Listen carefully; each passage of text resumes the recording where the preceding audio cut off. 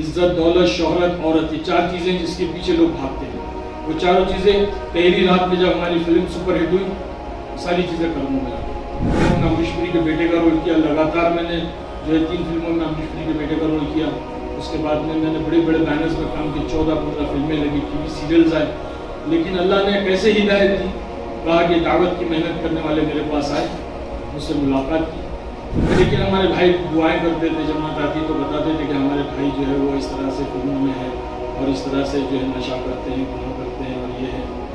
میں نے دیکھا تو مجھے سلام کیا، میں نے جواب دیا. میں نے سوچا کہ کوئی ساحل ہوگا فقیر مانگنے کے لیے کھڑا ہے، تو میں نے اپنے جیب میں ہاتھ ڈالا پیسے نکالنے کے لیے. تو کہنے لگے نہ مجھے ایک سوال کرنا ہے. میں دیکھتا رہا. That was my turning point. وہ بات مجھے دل پہ لگی. دل سے نکلے جو اثر رکھتی ہے پر نہیں طاقت پرواز میں. پورا راستہ میں ڈرائیو کرتا رہا اور میرے ذہن میں یہی بات گھومتی رہی کہ گاڑی اور گاڑی اور گاڑی اور گاڑی. ممبئی کے اندر ایک نوجوان اسی طرح سے بہت بڑے اونچے گھرانے کا مالدار، روزانہ نئے نئے کپڑے پہننا، موبائل نئے نئے جو بھی لیٹسٹ موبائل آتے ہیں، گاڑیاں، پرفیوم، بہت خوبصورت. اللہ نے جو ہے اس کو قبول کر لیا. جماعت والے گئے، ملاقات کی. اس کی تشکیل بھی 4 مہینے چلا گیا. 4 مہینے گیا، زندگی بدلی، چہرہ مہرا، لباس سب بدل گیا. 4 مہینے لگا کے جب گھر پہ آیا تو دادی جو ہے پرانے زمانے کی میم صاحب بیٹھی میں دیکھ رہی تھی. کون مولوی صاحب آ رہے ہیں؟ غریب آیا تو دیکھنے بیٹھا ہے، ہوتا ہے. ایک دم غصہ ہو گئی. بولے یہ کیا حلیہ اختیار کر لیا؟ یہ کس کا حلیہ اختیار کر لیا؟ یہ کیا طریقہ اختیار کر لیا؟ تجھے لڑکی کون دے گا؟ میں تیری شادی کے انتظار میں زندہ ہوں، میں تیری شادی دیکھنا چاہتی ہوں. تو نے کون سا حلیہ اختیار کر لیا؟ تجھے لڑکی کون دے گا؟ ایمان کی بات کہنا سننا ایمان والوں کو لکھا ہے. ہماری جماعت آئی ہوئی بنگلور سے. ہم 5 دن کے لیے آپ کے کشمیر میں آئے ہیں. اس سے پہلے 3-4 سال پہلے میں آیا تھا. تہوار وغیرہ میں ہم نے کام کیا تھا. ہم اللہ کے راستے میں نکلتے ہیں اس لیے کہ ہمارا ایمان بنے. اللہ تعالیٰ نے ایمان بنانے کے لیے جو ذریعہ دیا ہے، جو راستہ دیا ہے، جیسے ہر چیز کے بنانے کا ایک اسباب ہوتا ہے، ایک ڈائی ہوتی ہے، ایک سانچہ ہوتا ہے جس سے جو ہے وہ چیز بنتی ہے. اسی طرح سے ایمان کے بنانے کا جو سانچہ ہے وہ دعوت کی محنت. بندہ یا بندی دعوت کی محنت میں جب لگیں گے تو ایمان ترقی کرے گا، ایمان بڑھے گا. اور ایمان فرماتے ہیں کہ اتنی بڑی چیز ہے جیسے اللہ کی ذات وراء الورا ہے، اللہ کی ذات وراء الورا ہے، اس طرح سے ایمان ہے. ایک ایمان والا اپنی پیدائش سے لے کر کے موت تک کے ایمان کو بنانے کی محنت کرے گا تب بھی اس کے کامل اور اکمل درجے تک نہیں پہنچ سکتا. اور ایمان کی جب محنت ہوتی ہے، اس کے اوپر جد و جہد ہوتی ہیں، ایفورٹس ہوتے ہیں، تب جو ہے یہ ایمان بڑھتا ہے. اور بڑھتا ہوا ایمان رحمان سے تعلق پیدا کرتا ہے اور گھٹتا ہوا ایمان شیطان سے تعلق پیدا کرتا ہے. ایمان بڑھانے کے لیے، ایمان بنانے کے لیے محنت شرط ہے، جد و جہد، مجاہدہ، قربانی یہ شرط ہے. اس کی مثال ایسی ہے جیسے ایک بال کو اگر اوپر کی طرف پھینکنا ہے تو طاقت لگتی ہے، مشقت لگتی ہے، محنت لگتی ہے، تب وہ بال اوپر جاتا ہے. لیکن نیچے لانے کے لیے کوئی محنت نہیں، خود بخود آٹومیٹکلی نیچے آ جاتا ہے. تو آج دنیا کا جو ماحول ہے، دنیا کی جو بے حیائی ہے، جو پردگی ہے، اور نہ جانے کتنے جال شیطان نے بچھائے. ہم لوگ کہتے ہیں نا انٹرنیٹ، نیٹ کا مطلب ہوتا ہے جال. تو جال بچھا دیا ہے جس کی وجہ سے ایمان کی سطح جو ہے وہ نیچے جا رہی ہے. اور پتہ نہیں کب ایمان سلب ہو جائے، کب ایمان نکل جائے، پتہ بھی نہیں چلتا. تو اس کے لیے جو ہے یہ دعوت کی محنت اللہ نے اس امت کو عطا فرمائی. کیونکہ اب کوئی نبی نہیں آنے والے. ہمارے نبی آخری نبی جناب رسول اللہ صلی اللہ علیہ وسلم، آپ آخری نبی ہے اور ہم آخری امت ہے. اب نبی نہیں آئے گا تو اپنے ایمان کی حفاظت ہمیں کرنی ہے. اس لیے اللہ نے یہ دعوت کی محنت حضور پاک صلی اللہ علیہ وسلم نے صحابہ کو دی.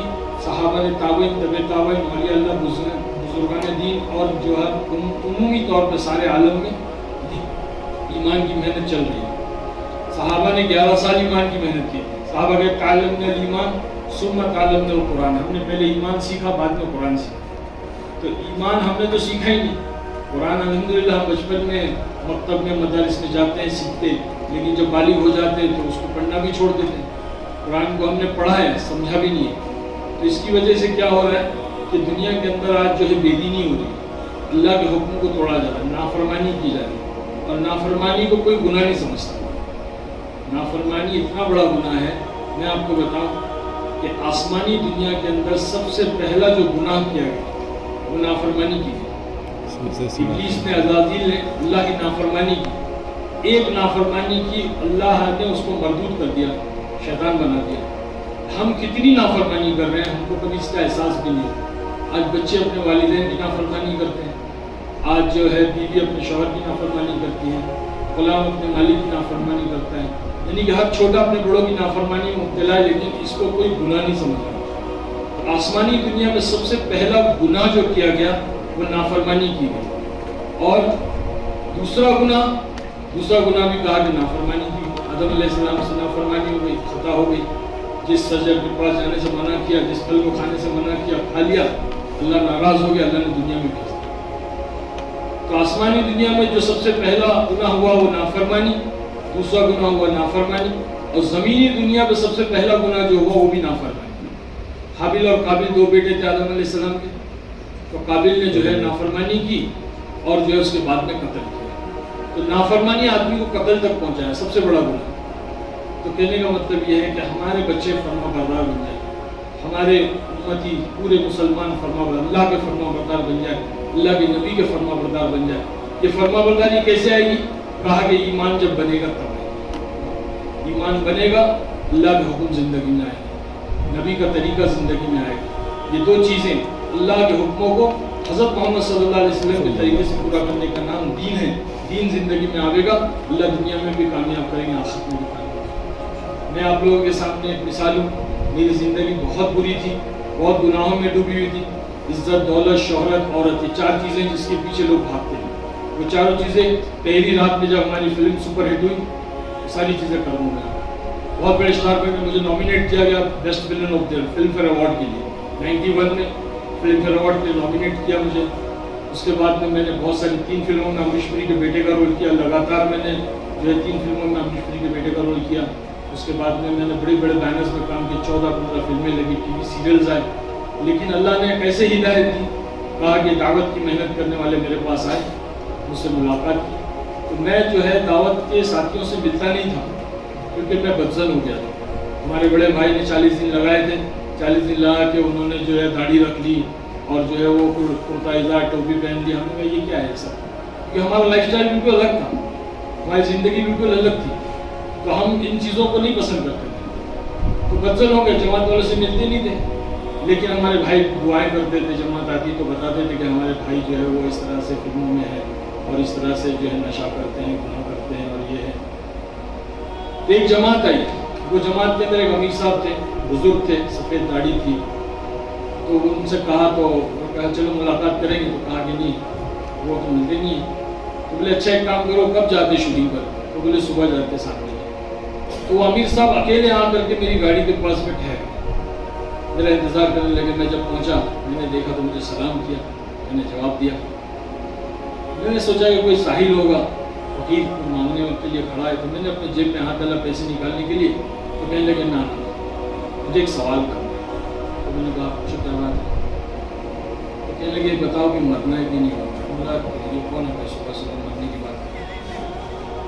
تو دماغ، کیونکہ ہم لوگ کو موت سے بہت ڈر لگتا ہے، موت کا تذکرہ نہیں تھا زندگی میں، کیونکہ جب آدمی موت کو بھول جاتا ہے کبھی سرکش ہوتا ہے۔ اسی لیے اللہ کے نبی صلی اللہ علیہ وسلم کو سکھایا کہ روزانہ دن میں 25 مرتبہ یہ دعا پڑھے، اللہم بارک لی فی الموت و فی ما بعد الموت۔ موت کو یاد کرتے رہے۔ جب موت کو آدمی یاد کرتا ہے تو گناہوں سے بچتا ہے، اس کو یقین ہوتا ہے کہ مجھے اللہ کے پاس جانا ہے، اللہ میرا حساب لے گا، مجھے قبر میں جانا ہے، قبر میں مجھے جو ہے وہ عذاب ہوگا۔ یہ ساری چیزیں اس وقت ہوتی جب موت کو یاد کرتے ہیں۔ کہا کہ یہ دعا 25 مرتبہ جو پڑھے گا اس دن انتقال ہو گیا تو شہیدوں میں شمار کرے گا۔ تو انہوں نے جب موت کا تذکرہ لگا تو مجھے بڑا غصہ ہے، میں بولا ہاں مرنا ہے، پہلے آپ کو مرنا ہے بعد میں مجھے مرنا ہے۔ تو کہنے لگے ہاں پہلے مجھے مرنا ہے بعد میں آپ کو مرنا ہے، یہ بتاؤ کہ قبر کے اندر گاڑی جائے گی کہ داڑھی جائے گی؟ عجیب سوال، قبر کے اندر گاڑی جائے گی کہ داڑھی جائے گی؟ مجھے غصہ آیا، میں نے بھائی کہا قبر کے اندر گاڑی کیسے جائے گی؟ قبر کے اندر تو داڑھی جائے گی۔ تو کہنے لگے ہاں قبر کے اندر گاڑی نہیں جائے گی، قبر کے اندر تو داڑھی جائے گی۔ تو گاڑی والی زندگی کے لیے وقت ضائع کیوں کرتے ہو؟ داڑھی والی زندگی کیوں نہیں اختیار کرتے؟ داڑھی والی زندگی تو جناب رسول اللہ صلی اللہ علیہ وسلم۔ یہ کہہ کر سلام کر کے چلے گئے۔ میں دیکھتا رہا، that was my turning point. وہ بات مجھے دل پہ لگی، دل سے نکلے جو آہ اثر رکھتی ہے پر نہیں طاقت پرواز میں. پورا راستہ میں ڈرائیو کرتا رہا اور میرے ذہن میں یہی بات گھومتی رہی کہ گاڑی اور گاڑی اور گاڑی اور گاڑی. بس اس کے بعد سے دل نرم ہوا. انگلینڈ سے جماعت آئی, بھائی نے کہا کہ ڈاکٹر ہے اس کے امیر صاحب MBBS ہے, آپ ملاقات کریں.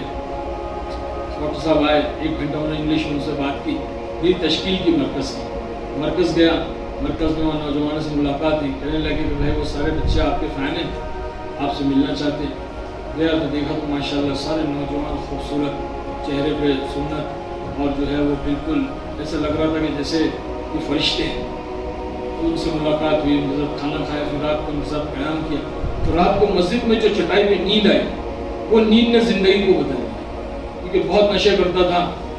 نیند نہیں, سکون نہیں, چین نہیں. اللہ تعالیٰ فرماتا ہے بذکر اللہ تطمئن القلوب, ہم نے دلوں کا چین اور اطمینان اپنے ذکر کر. تو زندگی بدل گئی.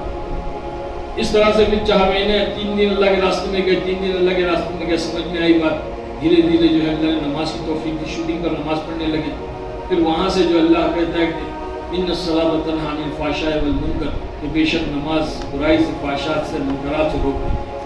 پھر نیت ہوئی دل کے اندر, یہ ارادہ ہے کہ یہ کام نہیں کرنا, یہ غلط ہے, یہ تو گناہ ہے. اس کے بعد میں جو ہے 4 مہینے چلے گئے, زندگی بدلی. 25 سال ہو گئے الحمدللہ اس کام میں لگے.